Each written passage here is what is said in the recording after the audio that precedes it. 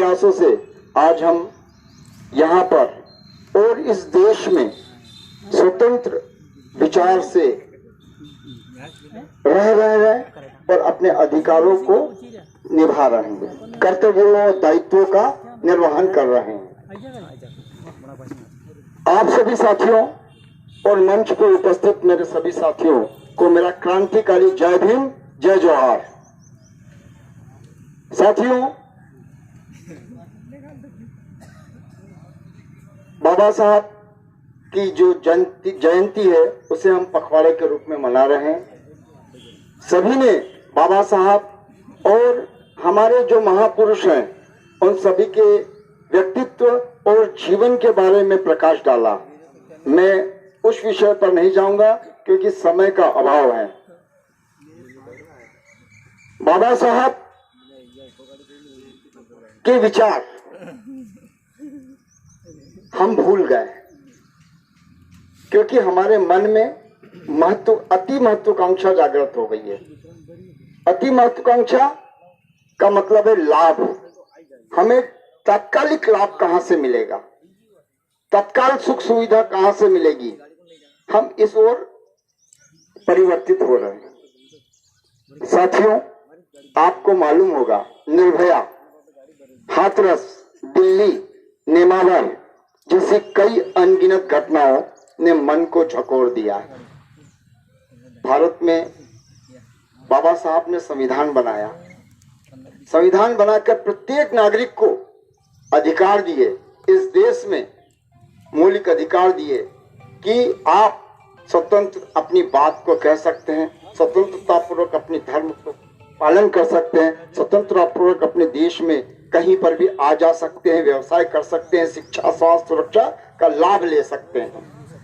लेकिन निर्भया, हाथरस, नेमावर जैसी घटना, अनगिनत घटनाओं ने हमारे मन को, हमारे दिल को, हमारी आत्माओं को झकोर दिया है।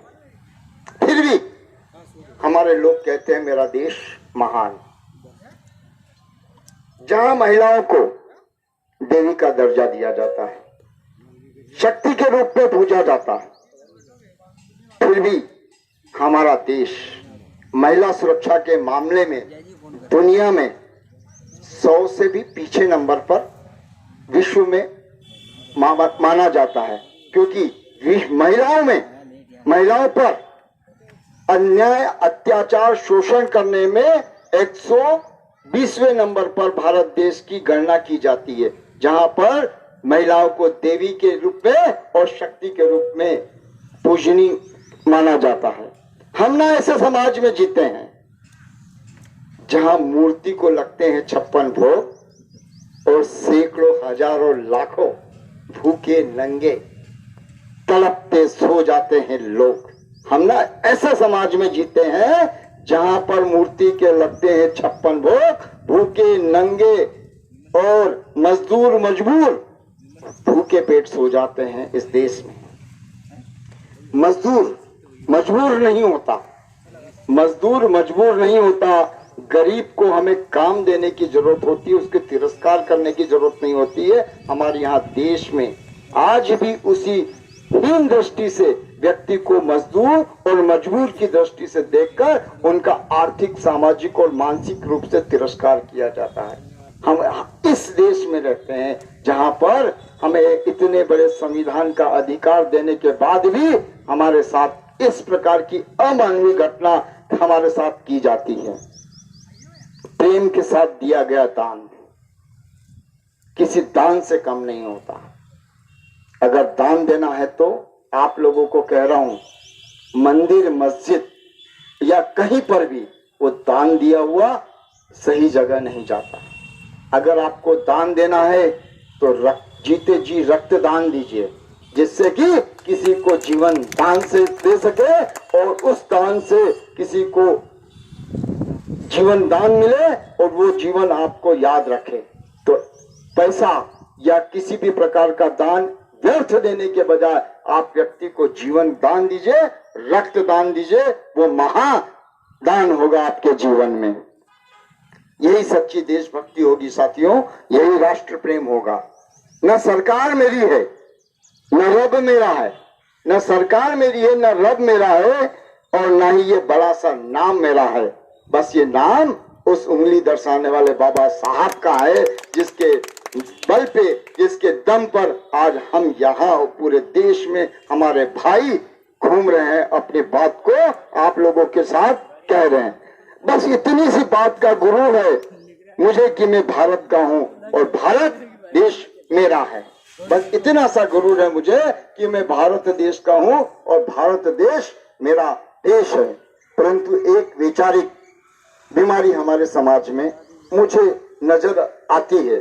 कहा जाता है कि हम दुनिया के सबसे बड़े लोकतंत्र हैं। कहा जाता है देश में, ये बहुत बड़ी एक वैचारिक बीमारी है हमारे देश में। मैंने जहां तक अवलोकन किया नजर आती है कि हम विश्व के सबसे बड़े लोकतंत्र हैं, जहां हिंदू पैदा होता है, मुस्लिम पैदा होता है, सिख ईसाई पैदा होता है, लेकिन बदकिस्मती से यहाँ इंसान पैदा नहीं होता।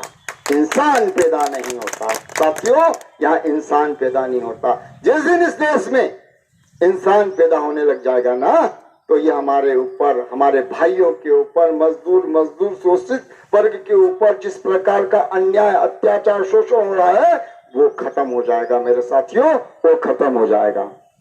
एक शैक्षणिक बीमारी और भी मुझे इस समाज में नजर आती है। बड़े ही आश्चर्य की बात है, जिस देश ने पूरी दुनिया में को तक्षशिला नालंदा देकर विश्वविद्यालय की बुनियाद रखी, आज विश्व के 100 सर्वश्रेष्ठ यूनिवर्सिटियों में भारत का एक भी यूनिवर्सिटी का नाम नहीं आता है।